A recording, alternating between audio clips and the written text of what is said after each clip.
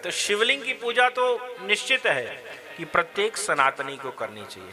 शिव महापुराण में ऋषिगण ब्रह्मा जी के पास गए और जब लिंग की महत्वता का इतना ज्यादा पढ़ लिए तो जा करके ब्रह्मा जी से पूछे कि शिवलिंग प्रकट कब हुआ, ये भी तो कभी ना कभी प्रकटा होगा।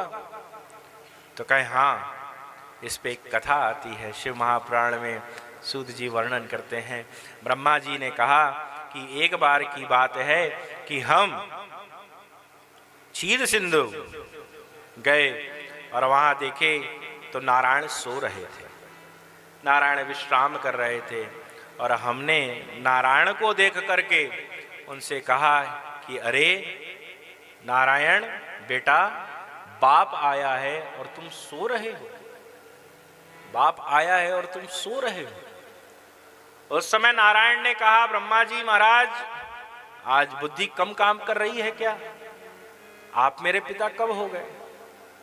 जरूर आपको जनरेटर कह दिया गया कि आप सृष्टि बनाते, जैसे सृष्टि बनाई, त्रिविध बनाई, संग सहायन दूजा, पर आप हमारे पिता कब हो गए?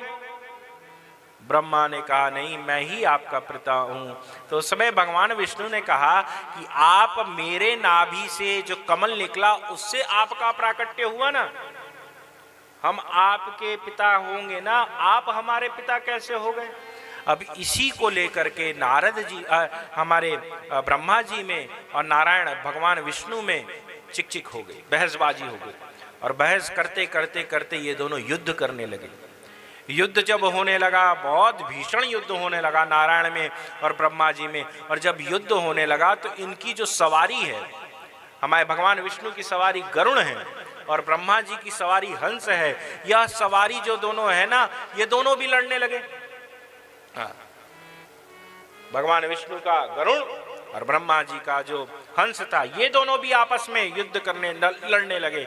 बात इतनी फैल गई देवलोक में, जब यह बात गई है कि क्षीर सागर में ब्रह्मा जी गए थे और ऐसी ऐसी बात हुई, इस बात के चक्कर में नारायण में और ब्रह्मा जी में युद्ध होने लगा है। तब देवी और देवता निर्णय किए कि शिव धाम चलते हैं और चल करके भगवान शंकर को यह सूचना दिया जाए कि ऐसा उपक्रम चल रहा है।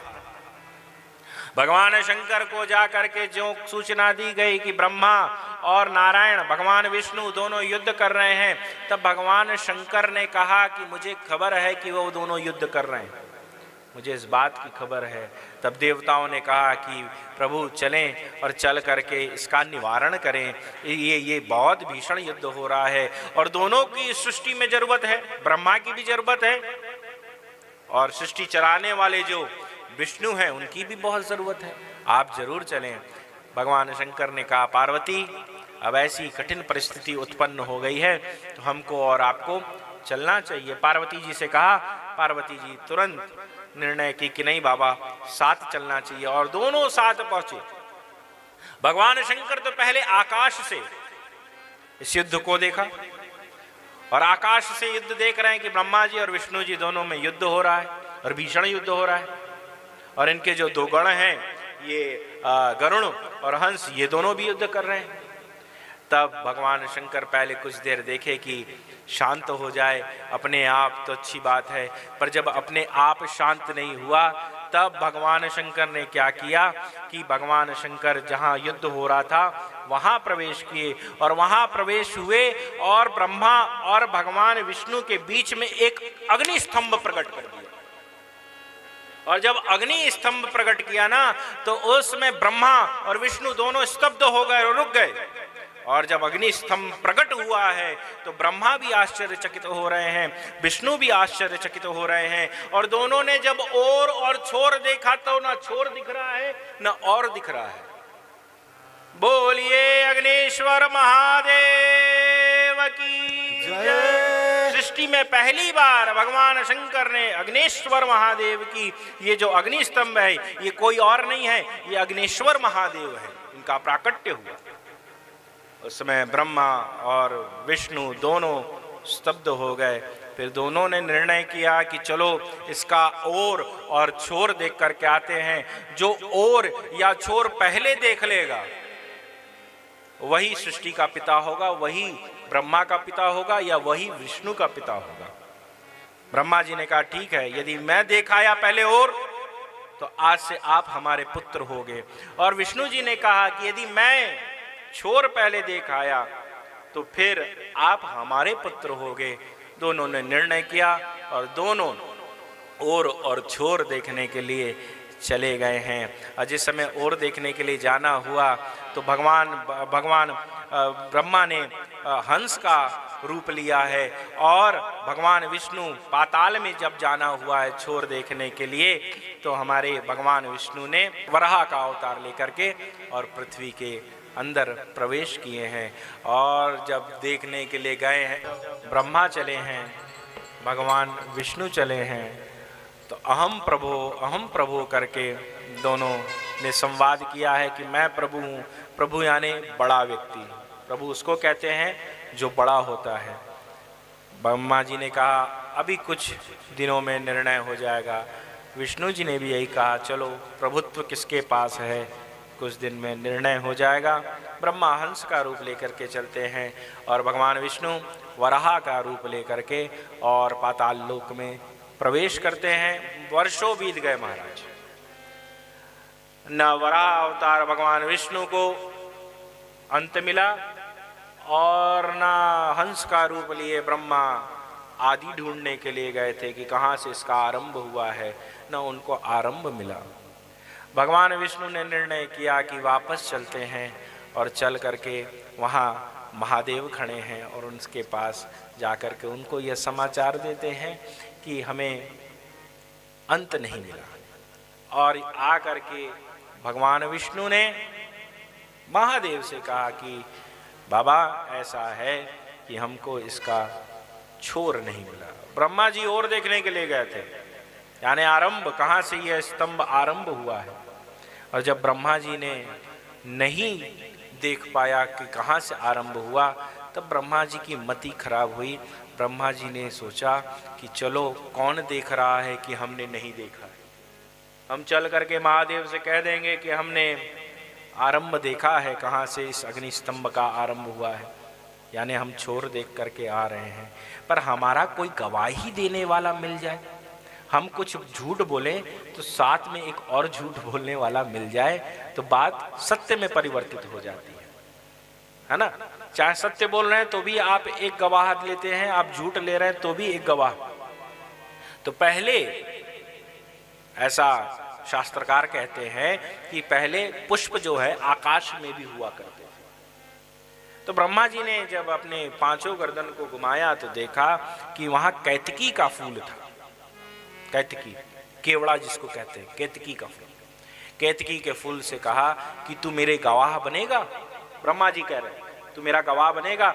चल करके महादेव के आगे बस यही कहना है, बस यही कहना है क्या कि हम ब्रह्मा जी ने इसका आरंभ जहां से हुआ है वह छोर देख लिया है, जहां से आरंभ हुआ है। तो कहा ठीक, पर मैं भगवान शंकर से कहूं और पकड़ा जाऊं, यदि झूठ कहूं तो ये भी गलत है। ब्रह्मा जी क्षमा करना, मुझे गवाही देने के लिए मत लेकर के चलो। उस समय कैतकी के फूल से, केवड़ा से ब्रह्मा जी ने कहा यदि तुम हमारी चल करके गवाही नहीं दोगे तो हम तुम्हारा अस्तित्व खत्म कर देंगे, तुमको, तुम्हारी प्रजाति को ही ना खत्म कर देंगे, नाश कर देंगे। मैं ब्रह्मा हूं, मेरा ही काम है बनाने का, तो चल करके तुम्हें गवाही देनी पड़ेगी।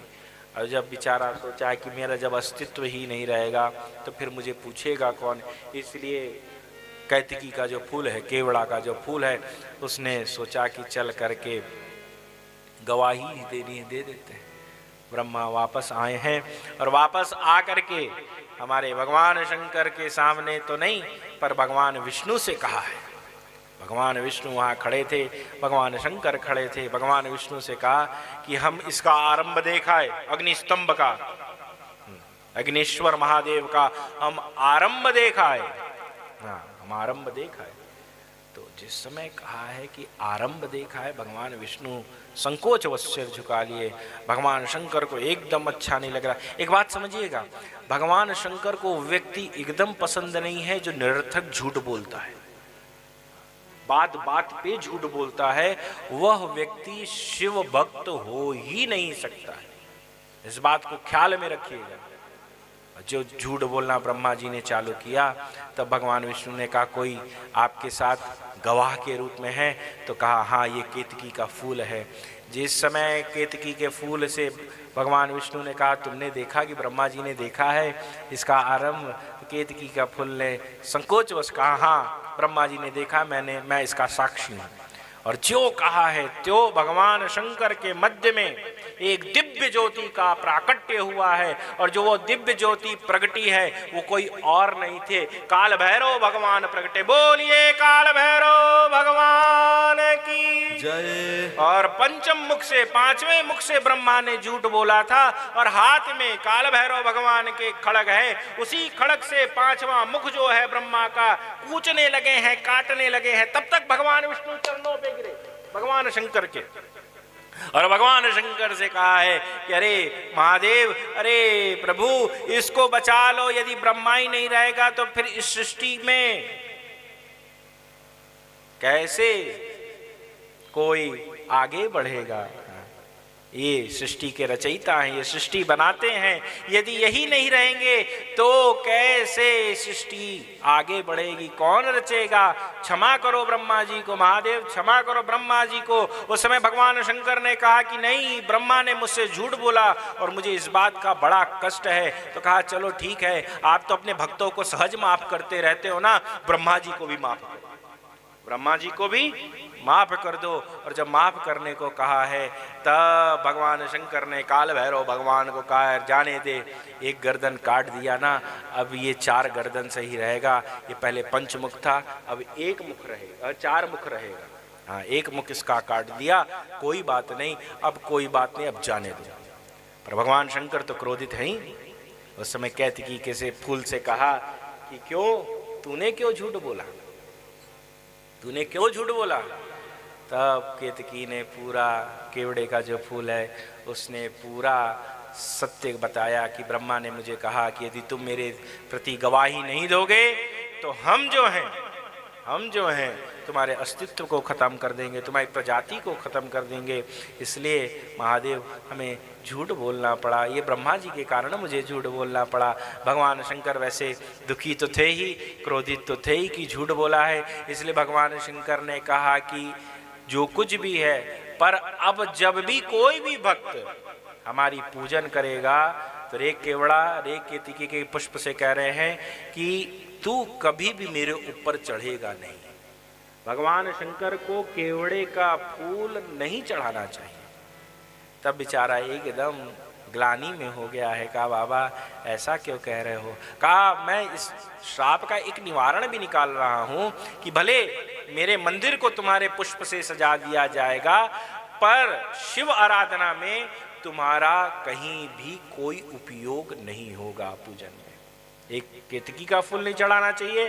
और आजकल माताएं भाई बहुत भगवान शंकर को चंपा का फूल चढ़ाते हैं। चंपा का फूल भी भगवान शंकर को नहीं चढ़ाना चाहिए। क्यों? चंपा तुम में 3 गुण, सुचि सुगंध और वास, अवगुण तुम में एक है, भ्रमर न आवत पास। चंपा में 3 गुण हैं। चंपा तुम में 3 गुण, सुचि, सुगंध और वास। बहुत सुंदर सुगंध देता है चंपा, पर भगवान शंकर को नहीं चढ़ाया जा सकता है। क्यों नहीं चढ़ाया जा सकता है? जब एक कवि ने इसको पढ़ा कि ये लिखा है, एक कवि ने लिखा है कि चंपा तुम में 3 गुण, सुचि सुगंध और वास, अवगुण तुम में एक है कि भ्रमर न आवत पास। मधुमक्खी चंपा के पुष्प से रस नहीं ले सकता है। क्यों नहीं ले सकता है? अब बेचारा एकदम व्याकुल होकर के ब्रज मंडल पहुंचा, ब्रज में पहुंचा और जा करके गोसाई लोग से मिलता गया तो एक गोसाई ने कहा कि चंपा क्यों इतना मूल्यवान है और इसके पास भ्रमर क्यों नहीं जाता है, यानी भंवरा क्यों नहीं जाता है? चंपा वरुणिन राधिका, चंपा का पुष्प राधिका को चढ़ता है, राधा रानी को चढ़ता है। और भगवान शंकर राधा रानी को अपनी मां मानते हैं, तो जो मां को चढ़ेगा वो पुत्र को कैसे चढ़ सकता है? चंपा वरुणिन राधिका कृष्ण भ्रमर को दास। और राधिका जी के भंवरा कौन है? भगवान कृष्ण है। चंपा वरुणि न राधिका कृष्ण भ्रमर को दास। और एही हेतु विचार के भ्रमर न आवत पास। जिसका भंवरा श्री कृष्ण है वहां साधारण भंवरे की क्या औकात कि उस पुष्प तक जाए, इसलिए भंवरा वहां तक प्रवेश नहीं करता है। तो आप इस बात को अपने मन में, बुद्धि में, चित्त में उतार लीजिएगा कि भगवान शंकर को केवड़े का यानी केतकी का फूल और चंपा का पुष्प नहीं चढ़ाना। ये शिव महापुराण में वर्णन है, शास्त्रकार कहते हैं। और जब भगवान विष्णु और ब्रह्मा दोनों स्थिर हो गए हैं, तब भगवान विष्णु ने कहा ये अग्नि स्तंभ इतना न आदि है ना अंत, ना आदि ना अंत है इसका, अब बताओ कि ये है क्या। तब भगवान शंकर ने इसका बड़ा छोटा स्वरूप बना करके एक शिवलिंग बनाया है। और शिवलिंग बनाया है और कहा ये और कोई नहीं, ये मेरा एक स्वरूप है।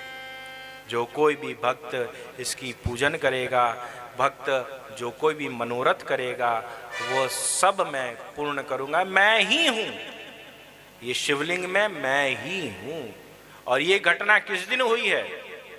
शिवलिंग का प्राकट्य किस दिन हुआ है? आपको मालूम है? मालूम है तो बता सकते हैं। हाँ, मैं चैलेंज नहीं कर रहा हूं, मालूम है तो आप बोल सकते हैं। ये शिवलिंग का प्राकट्य शिवरात्रि के दिन हुआ।